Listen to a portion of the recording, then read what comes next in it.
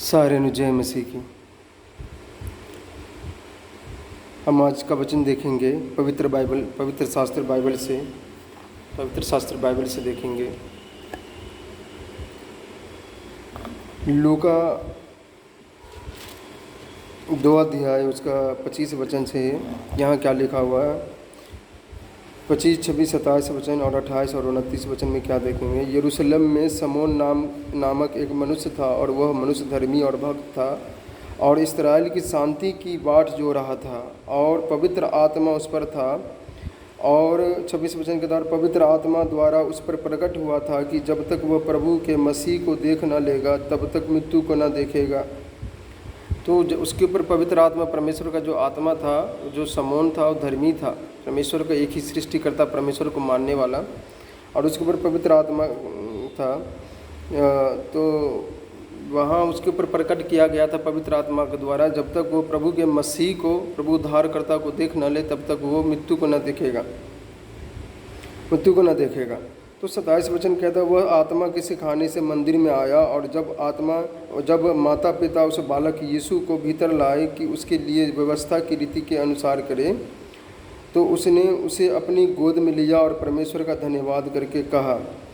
तो जब प्रभु यीशु के जो माता पिता था, उस छोटे बच्चे को, बालक को जो लेके और उस मंदिर के अंदर आया जहाँ वो समोन नामक व्यक्ति रहता था, परमेश्वर के मंदिर में, जहाँ पर लोग सभी मिलके आराधना करते थे, परमेश्वर का इबादत करते थे।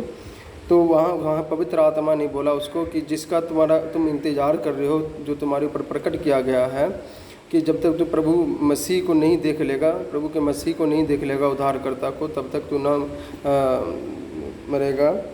तो वो जो है वो आ गया है, उसके ऊपर पवित्र आत्मा द्वारा प्रकट किया गया। तो वो जब गया तो पवित्र आत्मा ने बताया कि यही बालक है, और उस बालक को उसने गोद में लिया। तो उसने उसे अपनी गोद में लिया और परमेश्वर का धन्यवाद करके कहा, और वो परमेश्वर का धन्यवाद करके कहता है, हे स्वामी, अब तू अपने दास को अपने वचन के अनुसार शांति से विदा करता है। तो यहाँ जो समोन है, एक बुजुर्ग व्यक्ति, और वो अपनी छोटा सा बच्चे को, बालक को कहता है हे स्वामी। मतलब स्वामी का मतलब होता है हे प्रभु। प्रभु मतलब कि हे स्वामी। स्वामी का मतलब है कि हम पर अधिकार रखने वाला, और प्रभु का मतलब भी यही होता है, हम पर अधिकार मतलब सारी सृष्टि का प्रभु, सारी सृष्टि को बनाने वाला। तो हे स्वामी, अब तू अपने दास को अपने वचन के अनुसार शांति से विदा करता है, क्योंकि मेरी आंखों ने तेरे उद्धार को देख लिया है, जिसे तूने सब देशों के लोगों के सामने तैयार किया है, कि वह अन्यजातियों को प्रकाश देने के लिए ज्योति और तेरे निज लोग इस्राएल की महिमा हो। तो इस स्वामी का हम अर्थ देखेंगे। प्रभु यीशु मसीह के लिए स्वामी लफ्ज़ और प्रभु और स्वामी लफ्ज़ का इस्तेमाल हुआ है। तो हम देखेंगे स्वामी और प्रभु लफ्ज़ का क्या होता है।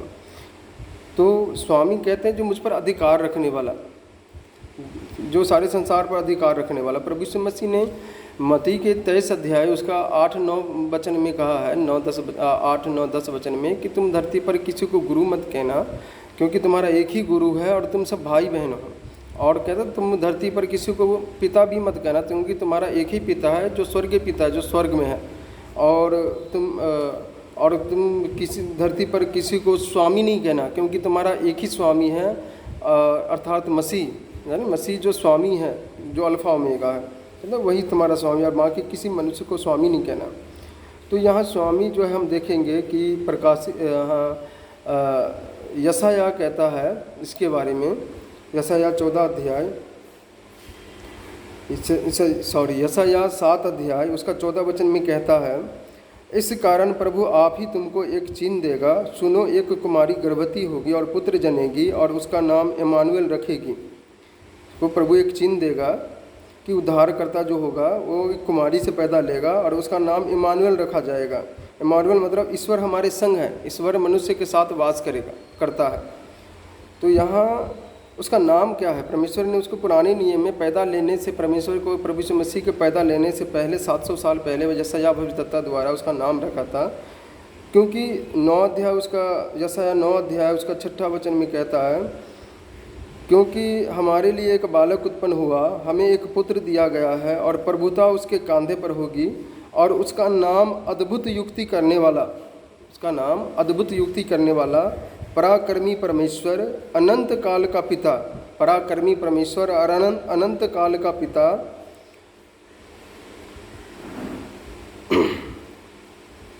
अनंत काल का पिता और शांति का राजकुमार रखा जाएगा, है ना।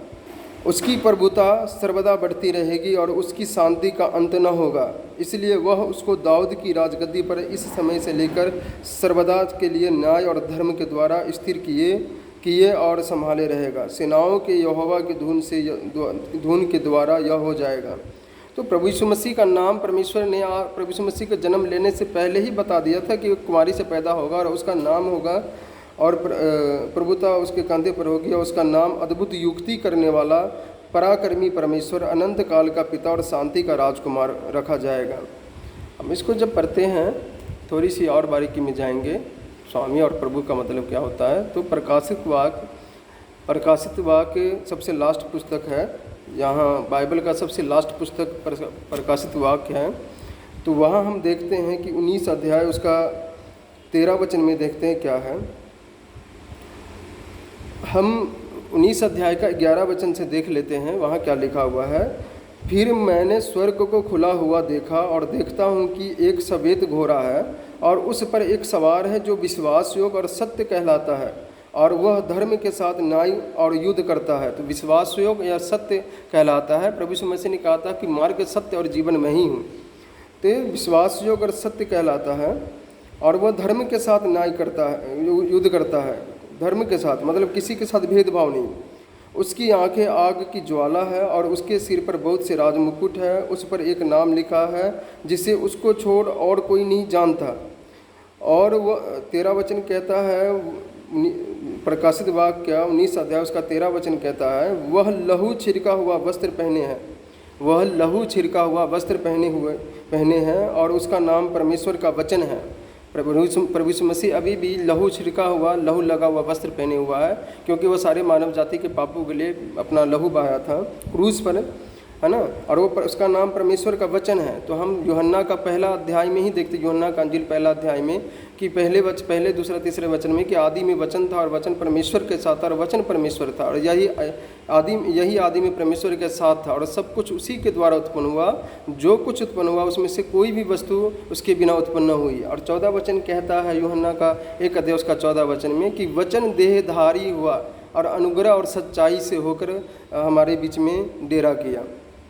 तो वही जो यहाँ 13 वचन में कहता है, वह लहू छिड़का हुआ वस्त्र पहने हैं और उसका नाम परमेश्वर का वचन है। वही वचन जिसके द्वारा सारी सृष्टि की रचना हुई और वो वचन जो परमेश्वर का वचन जिसके द्वारा सृष्टि रचना, और वचन देहधारी होकर सारे मानव जाति के लिए, पापों के लिए क्रूस पर लहू बहाया है और मरकर तीसरे दिन जिंदा हुआ, 3 रात 3 दिन के बाद जिंदा हुआ।